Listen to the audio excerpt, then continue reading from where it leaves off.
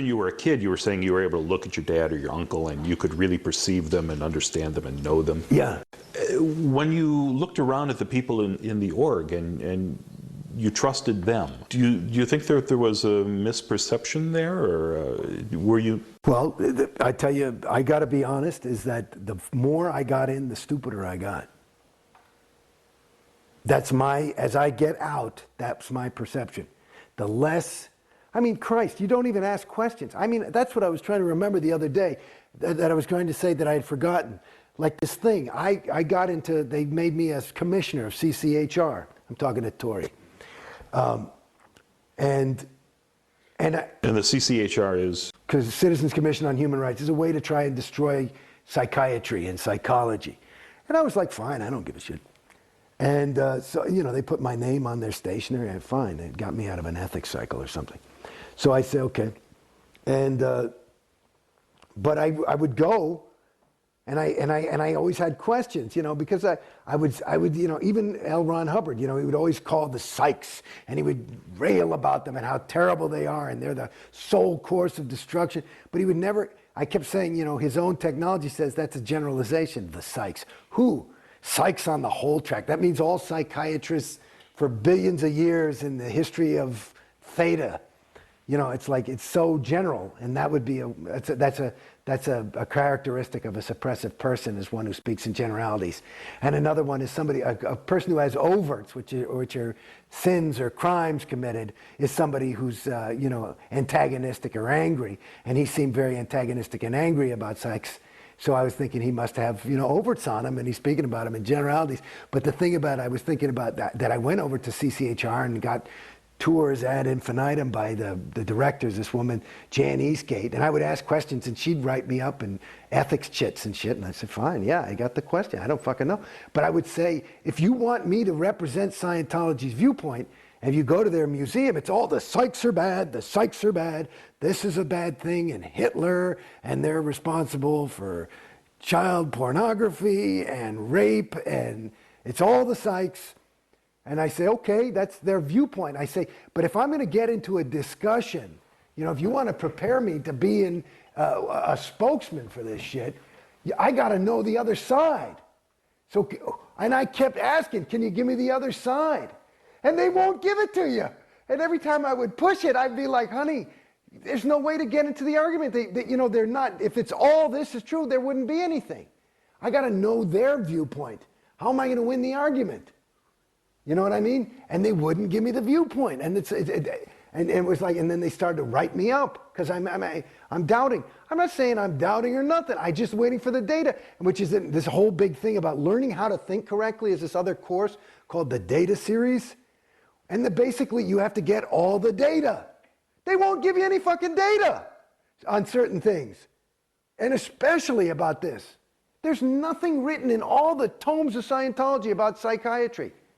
Nothing other than the psychs are responsible for all your sexual problems because they implanted you as a thetan 10 years ago. And I realized that on my research of OT10. Oh, well, then it must be true because LRH says it's so.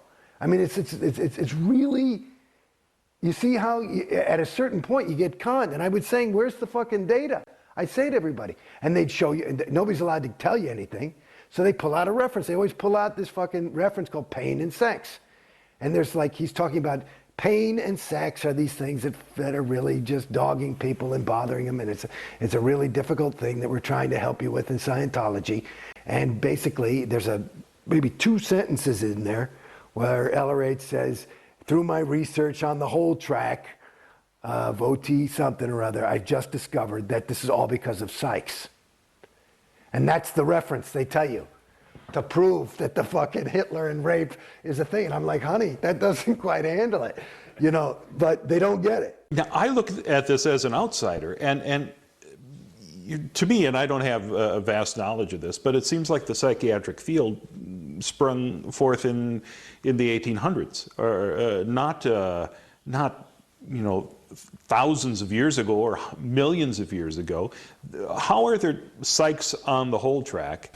Because if there weren't psychs? No, well, because now the latest, these are the evil people. These are the evil beings, actually.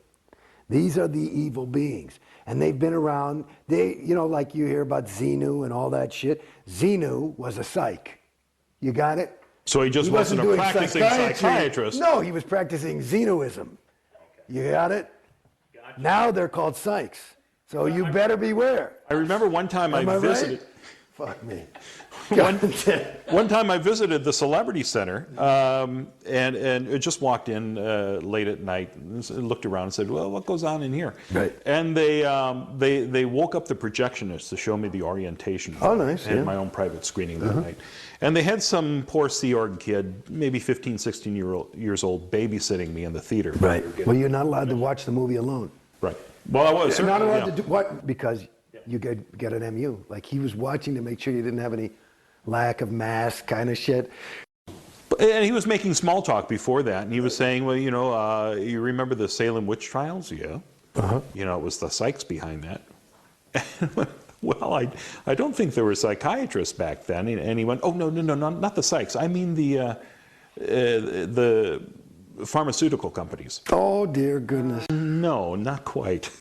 See, these are the kids. You just gotta, you dash off a get well soon card, and that's about it. Because it's sad, This is the interesting thing.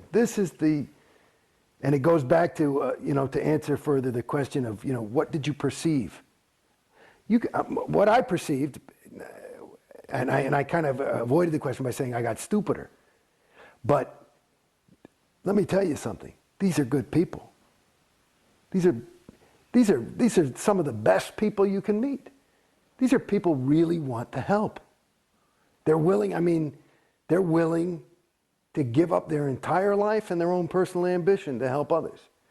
That's a pretty rare, and generally you would say, it's a pretty decent person. That's the thing. And I would say I'm not a bad person. If I saw me walking around there, I'd say, okay, he's okay. But when you say you got stupider, how do you think that happened? Well, in my opinion, again, and I'm only out of Scientology about a year or so, less than a year, officially. But in my opinion, what I've gathered as I wake up, it's a funny thing in Scientology. You feel as though you're waking up to the truth, the reality, or what really is. But what you're doing is waking up to the reality of Scientology, which is that, not the reality, which is the agreed upon universe of what is. And basically, in my opinion, the best thing you can be is yourself. And that's who you are. And that, there's degrees to which you can actually become yourself. And that's probably what the whole spiritual interest is. For me, I don't really know.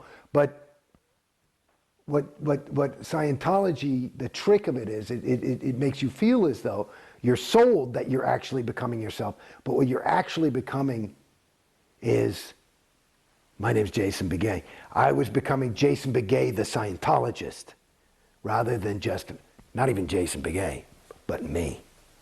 And the trick is, and you say, how do you fall for this shit? Go back to my first fucking win. Because it's me. It's me. And so there is you. But then it's you are through, I can't explain it, pressure of the group, or this is the thing I'm trying to get. Because I've never been like a guy, well, I got to get a pair of those shoes because everybody's wearing them. It's not been, I've been always, I got to find my own if everybody's wearing those things. But it's like, and maybe that's how I got out to some degree, is that I always try, I'm not saying I had never, bought a BMW or whatever the fuck people want to do, but it's like, it to me, It gives you a way of thinking that